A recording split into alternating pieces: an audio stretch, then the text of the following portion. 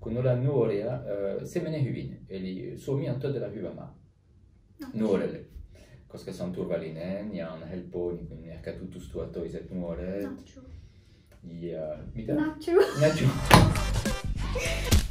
Siis me tänään tehdään täällä video Suomesta.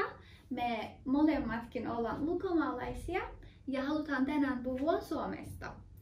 Ja niin kuin meidän molempien kielitaso on niin kuin maahanmuuttajan kielitaso. Ihan hyvä taso. Joo, että toivottavasti jos tulee jotain virhettä, niin ette kritisoi. Joo. Kyllä, saa kritisoida, kyllä. Saako? Saa. Okei, saa. Saa, kyllä. Se on sallittu. Hyvä. Kyllä. Ja sun nimi on? Mun nimi on Fabian. Fabian ja minä olen Shiva. Shiva. Fabian. Ja puhutaan tänään Suomesta, mutta ensin aloitetaan sinusta. Kuka sinä olet? Eli minä tulin Ranskasta noin 30 vuotta sitten Erasmus-vaihto-oppilaina Turkuun. Ja sitten olen muuttanut Helsinkiin vähän myöhemmin, pari vuoden jälkeen. Miksi Suomi? Eli se on hyvä kysymys. Eli miksi Suomi? Eli mä tulin Suomeen turistina 18-vuotiaana. Ei vain Suomeen, mutta Pohjoismaihin, siis Tanskaan, Ruotsiin ja Suomeen Interrail-matkalla, eli se junamatkalla koko Euroopan. Ja mä tykäsin aika paljon Suomesta, mutta se syy, miksi mä tulin juuri Suomeen, on sen takia, että oli mahdollisuus päästä vaihto-oppilaana mun yliopistosta Suomeen Turkuun. Ja mä luulin, että se olisi hyvä seikkailu, kun oli vielä nuori ja näimätön.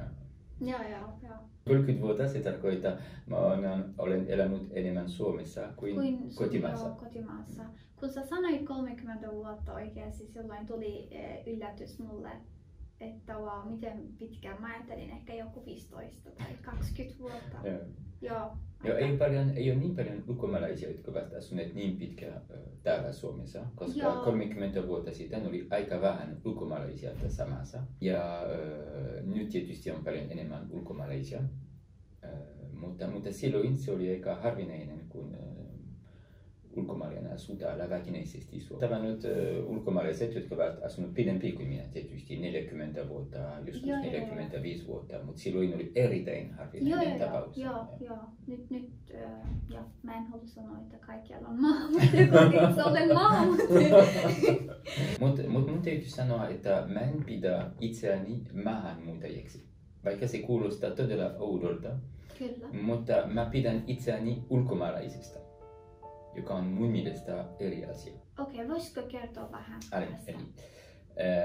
Eli maahanmuuttaja, kun sanotaan maahanmuuttaja, heti tulee mieleen sellainen henkilö, joka on tullut niin kuin parantamaan hänen elämäntasoa tai elintasoa niin toisesta maasta, yleensä niin kuin köyhyystä maasta tai sotamaasta tai semmoinen. Mutta kun tullaan EU-maasta, pidetään enemmän, niin kuin, jos ruotsalainen muuttuu Suomeen, hän on enemmän niin kuin ulkomaalainen kuin mä sanoisin, maahanmuuttaja, niin kuin sanoo Suomessa. Eli me pidämme itseään niin kuin, enemmän niin kuin ulkomaalaisia kuin maahanmuuttajia. Mun mielestä ehkä tämä maahanmuuttaja kuulostaa se, että ihmiset tulee kehitysmaista ja ulkomaalainen on kaikille. Että kaikki on ulkomaalainen, joka ei ole syntynyt Suomessa. Kyllä. Mä en tarkoita, että jotkut on parempi tai huonompi kuin toiset. Mä sanoin, että ne on vähän ihan erilaisia. Kyllä, ihan erilaisia. Mutta niitä yleensä kutsutaan pakolaisia. Että pakon edessä ne on pakolaisia sitten. Mutta maahanmuuttajia. Pakolaisia, kyllä. Mun mielestä maahanmuuttaja ja ulkomaalainen on sama. Mun mielestä, mutta pakolainen ja maahanmuuttaja, siis maahanmuuttaja ja ulkomaalainen on eri. Mutta ymmärrän, mitä sä tarkoitat. Mutta taas mä en tarkoita yhtä, että joku on parempi kuin toinen. Mä vain sanon, että olemme kyllä hyvin erilaisia. Ymmärrän kyllä. Mikä oli sun ensimmäinen vaikutelma Suomesta, kun tulit Suomeen? Eli niin kuin mä sanoin aikaisemmin, mä tulin tänne Suomeen turistina 18-vuotiaana, joten mä tiesin suurin piirtein miltä näyttää Suomi, mutta kun minä tulin asumaan tänne, tietysti se on ihan eri asia asua maassa kuin olla turisti. Kyllä, tietenkin. Joo. Ja ensimmäinen vaikutelma oli todella hyvä. Suomi on turvallinen maa, kaikki toimii, ihmiset olivat ystävällisiä ja ei ollut mitään erikoista sanottavaa, että kaikki oli paitsi sää tietysti, paitsi keli, joka oli tietysti todella huono. Silloin tuli talvella. Kun ensimmäinen talvi tietysti oli tosi vaikea. Joo. Ja mikä asiat on sun mielestä parasta Suomessa? Eli niin kuin mä juuri sanoin, turvallisuus tietysti. Turvallisuus on se mun mielestä iso plussa tässä maassa. Sitten niin kuin mä sanoin myös, kaikki toimii hyvin, joukkoliikenne, viranomaiset. No, se on maa, jossa kaikki toimii hyvin. Joo, sujuu hyvin. Kaikki sujuu hyvin ja toimii hyvin ja on ennen kaikkea turvallista asua. Kyllä, joo. Täällä, joka on nykyään aika harvinainen tässä maailmassa, kun nykyään kaikki on tullut niin vaarallinen, vaikka Länsi-Euroopassa ja missä vaan. Suomi on vielä sen verran aika turvallinen kyllä vielä edelleen tänään. Toivottavasti se jatkuu. Toivottavasti se jatkuu, tietysti. Mikä on sun suurin shokki ollut Suomessa tai on edelleenkin, jos jotain kulttuurishokki sulle? Oikeastaan ei ole mitään kulttuurishokki, koska niin kuin sanoin aikaisemmin, olen ulkomaalainen, eli mä tulen kuitenkin samanlaisesta maasta, eli EU-maasta. EU-maasta toisen maahan ei voi tulla niin iso kulttuurishokki, koska vaikka Suomi on eri kulttuuri kuin Ranska, se on silti länsimainen. Se on länsimainen kulttuuri, se on suurin piirtein samat arvot kuin Ranskassa, sama uskonto. Suomalaiset, jotka asuvat Ranskassa, sopeutuvat todella hyvin Ranskassa ja ranskalaiset, jotka tulevat asumaan Suomessa, ne sopeutuvat myös todella hyvin. Ja eikö ollut esimerkiksi tämä Ranska on niinku väestö on enemmän ja täällä on niin vähän. Eikö ollut siinä eroja, että siellä piti, mä en tiedä, ja sitten halaaminen esimerkiksi nämä asiat täällä ei ole. Miksi? Miksi? Se on hyvä kysymys. Esimerkiksi nämä asiat, totta kai tiedän, molemmat on länsimaalaisia, mutta on eroja. Eikö ollut shokki? Ei tämä ollut shokki? Ei ollut shokki. Kun tulen Ranskasta Suomeen, on nämä pikkueroja, totta. Niin kuin halaaminen, niin kuin tervehtiminen. Onko se pikku sun mielestä? Mun mielestä on paljon pikkuasia. Ja se on se, joka tekee ehkä jossain vaiheessa aika paljon. Ja kun mun sukulaiset tuli tänne turistina Suomeen käymään täällä, ne ei huomaa mitään kulttuurishokkia, mutta kyllä ne huomaa, että on pikkuasiat, niin kuin kalliit hinnat esimerkiksi. Se ei kulttuuri, mutta... Ja myös nämä ihmiset, siis miksi mä vastaan, mä en tiedä, se oli sinulle kysymys. No, kerro vaan.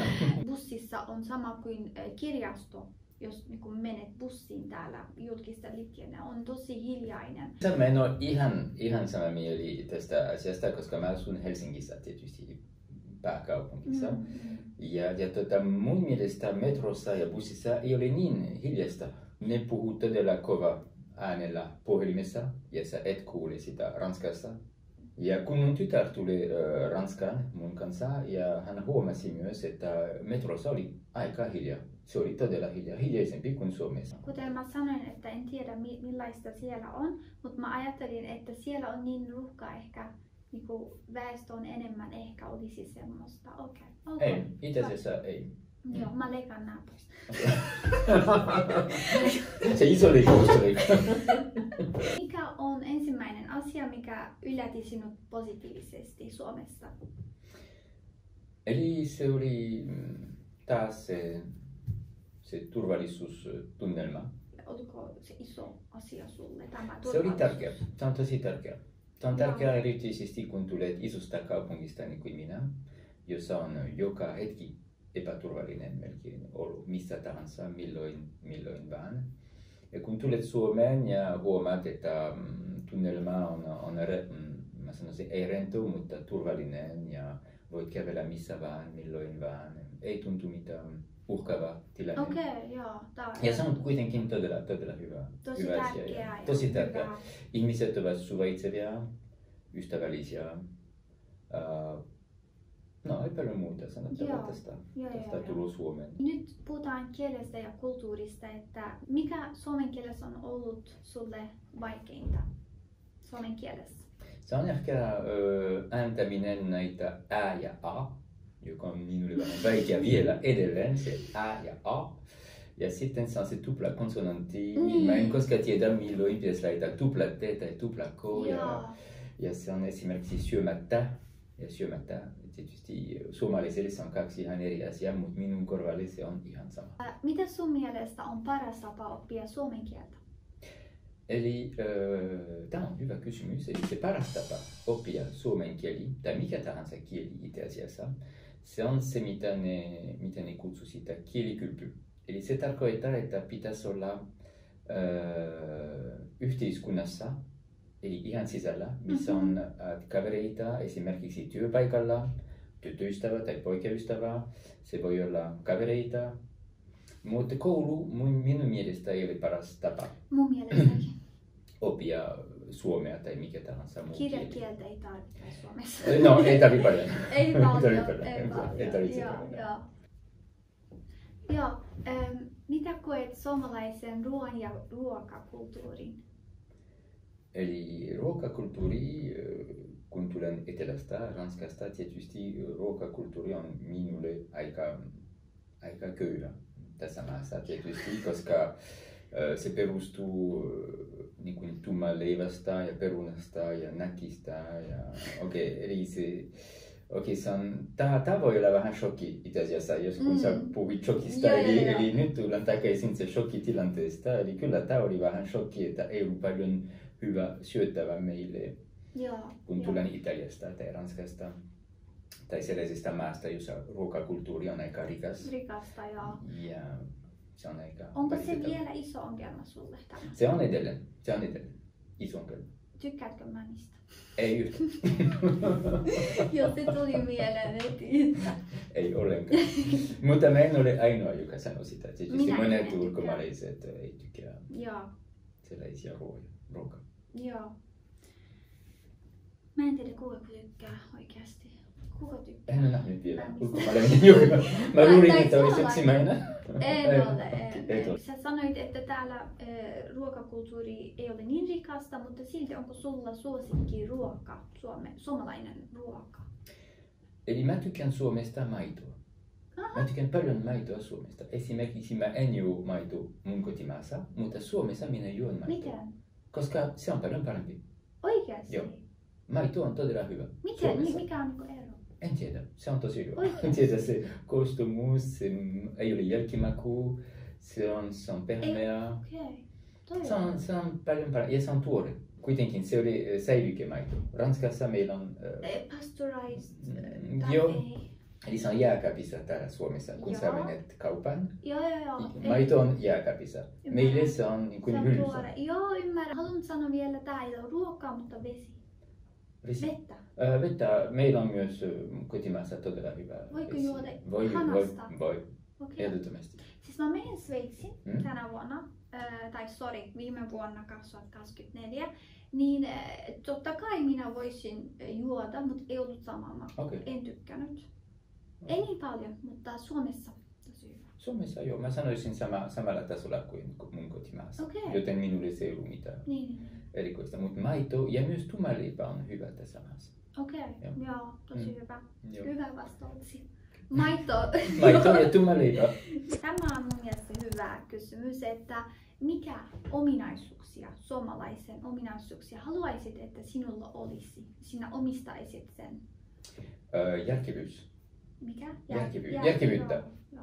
Eli suomalaiset ovat todella järkeviä ihmisiä ja ne on rehellisiä tietysti. Ja kyllä rehellisyys ja järkevyys on kaksi ominaisuuksia, mitä suomalaisilla on ja jotka ovat todella hyviä. Mä tiedän, että täällä on tosi paljon ulkomaalaisia maahanmuuttajia, ei ymmärrä ehkä. Annatko esimerkin järkevyydestä ja totta kai rehellisyys on tietty, mutta voisitko antaa esimerkki molemmista, että miten he ovat tosi rehellisiä tai miten he ovat järkeviä? Voisitko no järkevyys, mä sanoisin, että yleensä heillä on jälät maassa. Eli ne puhuu aika järkevästi, liian tunteellisia niin kuin me etelässä esimerkiksi. Eli ne puhuu enemmän ehkä aivolla kuin sydämellä.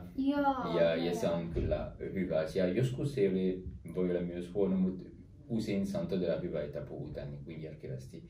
Ja se rehellisyys, voit jättää lompakko jossain pöydällä ja joku ehkä soittaa ja sanoo, että mä löysin sinun lompakko. Täytyy sanoa, että Etelä-Euroopassa, jos unohdat lompakko pöydällä, se on mennyt.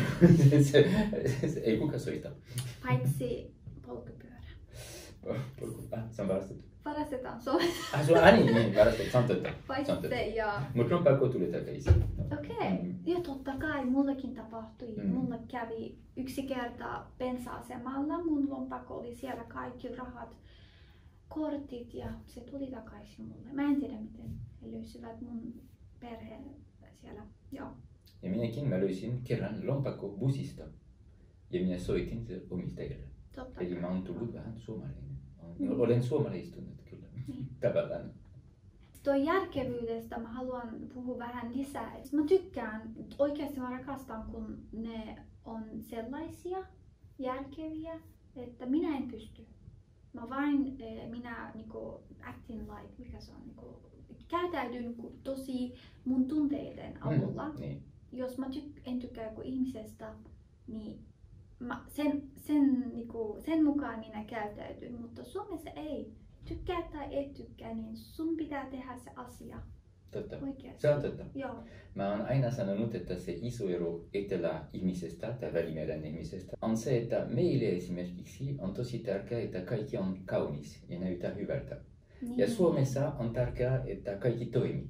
Joo, toi on tosi hyvä. Ja tää on kaksi ihan eri tapaa nähdä maailmaa. Eli meille vaatteet pitäisi olla kauniit. Tämä on kallis neuvolle.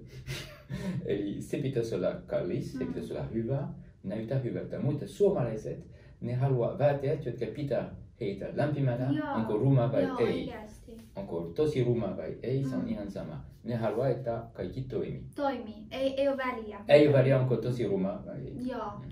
Mä en tiedä, mä joskus en tykkää tästä, että eivät ole tosi varovaisia, miten ne pukeutuu. Totta kai Helsingissä on se fashion, mä en tiedä, jos puhutaan nyt pukeutumisesta. Joo, että muualla ei. Niin mennään ulos. Joo, juuri suoraan sängystä. Joo, se ei ole aina hyvä mun mielestä, mutta hyvä, että asiat toimii. Joo, kyllä. Mikä on sun mielestä suomalaisen ja ulkomaalaisen ero? Eli paitsi kieli tietysti. Niin mä sanoisin, että käyttäytyminen ja tapa ajatella, tapa puhua. Mä pystyn eroamaan aika helposti joku virolainen ja suomalainen, vaikka ne näyttää ehkä samalla. Kyllä. Mutta mun mielestä se on aika helppo eroa niin suomalaiset toisesta ihmisestä, vaikka ne tulisi Ruotsista tai Virosta tai Venäjältä. Se on vähän vaikea niin kuin sanoa tarkkaan, mikä on nämä eroja, mutta kyllä kun mä oon asunut täällä aika pitkään, niin kuin 30 vuotta, kyllä mä pystyn tunnistaa suomalaisen. Kyllä. Myös se tapa pukeutua. Esimerkiksi kun olen nähnyt sinua, mä huomasin heti, että sinä et ole suomalainen. Enkö? Sinä et pukeutu niin kuin suomalainen. Minä ajattelin, että olit suomalainen. Mä en puhu kasvosta, että mä puhun vain vaatteista tietysti. Eli, eli venäläiset esimerkiksi, heillä on oma tapa myös pukeutua. Voisitko sanoa, jos minä olisin joku suomalainen, mikä olisi mitä mä pukeutuisin? Mikä olisi mun hiuksen tai mikä olisi se mun tyyli sun mielestä? Eli ensin sulla ei olisi paljon tyyli ehkä. Sä olisit erittäin neutraali.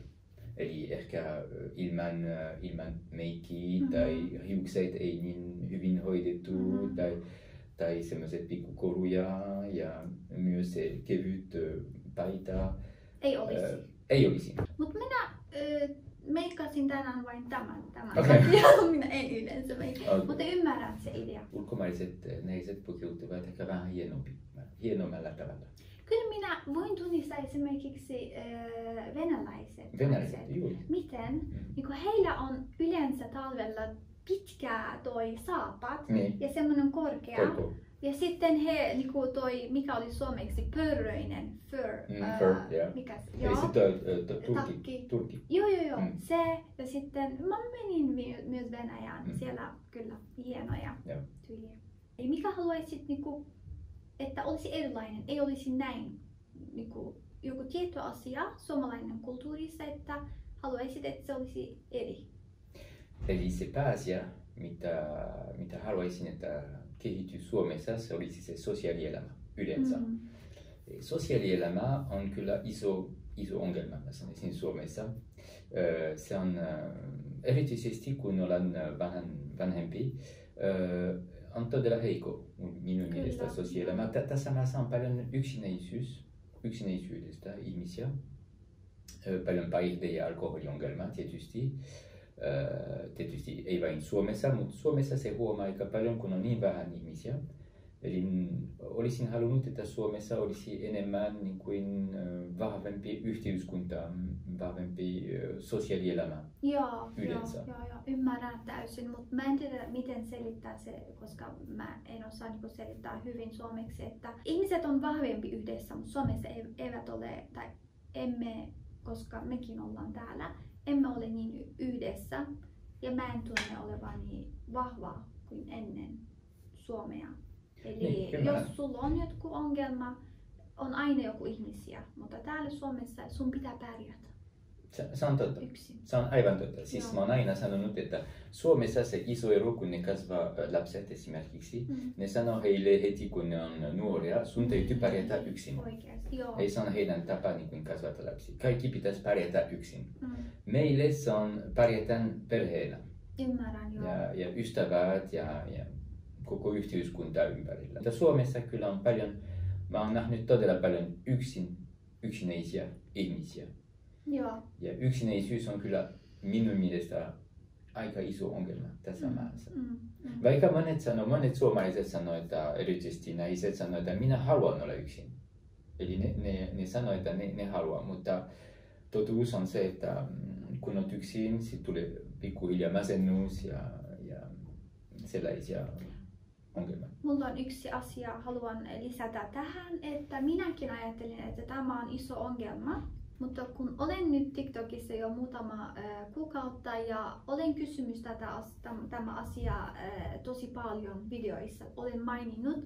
Ja aina vastaus tulee, että me emme halua olla sosiaalisia. Me emme ole sosiaalisia. Niin mä en halua minä Shivana, en halua muuttaa tämä asia, mutta enkä voi, mutta olisi hyvä, että olisi eri. Tämä asia, että ihmiset olisivat sosiaalisia. Mikä on asia, että sinä ikävöit sun kotimaastasi, eli Ranskasta? Sanoisin tietysti ruoka. Se on ruoka ja sukulaiset tietysti. Ruoka ja sukulaiset. Kaksi. Ystävät 3. Sosiaalielämä tietysti 4. Koska meillä on vahva sosiaalielämä, jonka ei ole ollenkaan täällä tietysti Suomessa. Ja erityisesti kun olen vanhempi, eli mä en halua sanoa, että Suomi on huono maa, koska on huono sosiaalielämä. Se on vaan se, että kun ollaan nuoria, en tiedä mikä ikäinen olet, mutta kun ollaan nuoria, se menee hyvin. Eli Suomi on todella hyvä maa nuorelle, koska se on turvallinen ja on helppo niin ehkä tutustua toiset nuoret. Ja mitä? Nacho. Ei ole totta. Ei siis. Se on vaikea kaikille. Vaikea vanhalle, vaikea, en tiedä, lapsille menee hyvin. Mun mielestä ehkä nekin sanoo mulle nacho. Mut mun mielestä Suomi on niinku perhe, lapsi. Mutta joo, totta kai nuoretkin ehkä. Mutta tässä on mun oma kokemuksen mukaan, kun olin opiskelija, minulla oli todella paljon ystäviä. Totta kai. Todella paljon ystäviä. Silloin niin kun sä olit ainoa maha. Se on totta. Tämä on ihan totta. Minun aikana oli kyllä todella hauska olla nuori täällä Suomessa. Mutta nyt en ole enää nuori. Lapset ovat kasvaneet täällä ja minä huomaan, että puuttuu sukulaiset, kaverit, sosiaalielämä ja Tietysti ruoka myös. Mutta kyllä mä kaipaan niitä todella paljon. Ja ruoka ja ihmiset, kyllä. Voisitko mainita yksi asia, mikä on parempi sun kotimaassa kuin Suomessa? Taas ruoka. Joo, ruoka. Ruoka taas. Okay. Joo, kun mä sanon ruoka, mä en puhu niin kuin hienosta ruoasta. Ei välttämättä, mä puhun ihan arkiruoasta. Eli muun muassa juusto, leipää, olivit ja niin poispäin. Eli se mikä on arki meille on paljon parempi mun kotimaassa kuin täällä ja halvempi. Sekin vielä. Halvempi. Paljon halvempi kuin Suomessa. Ja laatu on paljon parempi. Ja valikoima. Ennen kaikkea valikoima. Kun Suomessa on suurin piirtein vain S-ryhmä ja K-ryhmä. On Lidl onneksi nykyään. Mutta ei ollut aina ollut Lidl. Mutta valikoima on todella ahdas täällä Suomessa. Todella rajoitettu. Todella rajoitettu. Mä en puhu edes alkoholista, mitä voi ostaa ainoastaan alkoholista, koska en juo paljon alkoholia. Kuten sanoit alkoholista, että Sveitsissä mun veli tuli ja hän etsi semmoista, no hänkin ei juo paljon, mutta hän vaan halusi tietää mikä on eroja tai mikä löytyykö täällä sellaisia, että se mikä prosentti on niinku alhainen täällä Suomessa. No, se on kaupassa on alhainen, se on 8%. Mutta jos sä menet alkoon, sulla on kaikenlaisia tietysti. Mutta jos haluat mennä kaupaan, tavallinen ruokakaupan, sulla on 8% maksimi. Okay. Meille esimerkiksi kaikenlaisia juomat on vapaasti. Sä voit mennä sinne, ei kuka kysy sun paperit, ei kuka tarkastaa. En usko, että myydään alaikäisiä. No ei alaikäisiä, mutta se ei ole niin tiukka kuin Suomessa. Jos näytät niin kuin suurin piirtein aikuisena, ja kyllä se menee läpi. Kyllä. Joo, mulla ei haita, multa voi kysyä aina. Koska silloin mä tunnen, että olen nuori. Olisin kysynyt sinusta. Miten Suomi on muuttanut sinua? No se on hyvä kysymys. Se ei ole muuttanut minua paljon, mä sanoisin. Olen ollut todella niin kuin samanlainen, sanoisin vaikka 30 vuoden jälkeen, koska minä en yritä olla oikeasti niin kuin osa Suomen yhteiskunnasta. Ja asun vähän niin kuin turisti, sanotaan täällä. Eli mä menen töihin, mä menen kotiin, mulla on pari kavereita, mutta minä en oikeasti sekoita niin kuin Suomen yhteiskunnassa. Ja se on helpompi, että et sinä tule osaksi Suomen kulttuuria tai suomalaisuutta. Mä en tiedä, oliko tämä oikein. Katsotaan. Että se on helpompi, jos asut Helsingissä. Koska täällä on tosi kansainvälistä. Mutta minä en asu Helsingissä, niin... Hän asuu pikkukylässä. Pikkukylässä. 15 asukasta. Joo, ainoa maahanmuuttaja, kyllä. Ei ole totta. Miltä tulevaisuus näyttää Suomessa? Henkilökohtaisesti minä en näe minua niin kuin Suomessa, niin kuin eläkkeellä esimerkiksi tulevaisuudessa. Haluaisin mennä pois Suomesta. Joo. Eli mä voin vielä asua muutamia vuosia, ehkä 50 vuotta, en tiedä. Mutta mä en näe niin kuin mun oma tulevaisuus niin kuin elämän loppuun asti tässä maassa. Haluaisin kyllä mennä takaisin kotimaahan. Onko unelmia, suunnitelmia tai tavoitteita haluat saavuttaa täällä Suomessa? Vielä yksi suunnitelma on perustaa oma firma, jonka haluan tehdä mahdollisesti pian. Mä en voi mainostaa vielä sitä. Se oli vielä valmis, mutta joskus tehdään vähän mainoksia. Se on mun seuraava suunnitelma ja haaste tietysti, koska se oli helppo. Sekin on mun suunnitelma. Se on se mitä?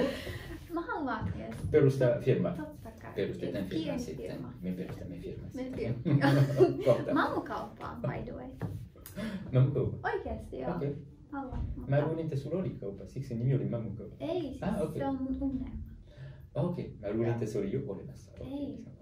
Nyt vähän tultiin loppuvaiheeseen, että mitä haluaisit kertoa katsojille?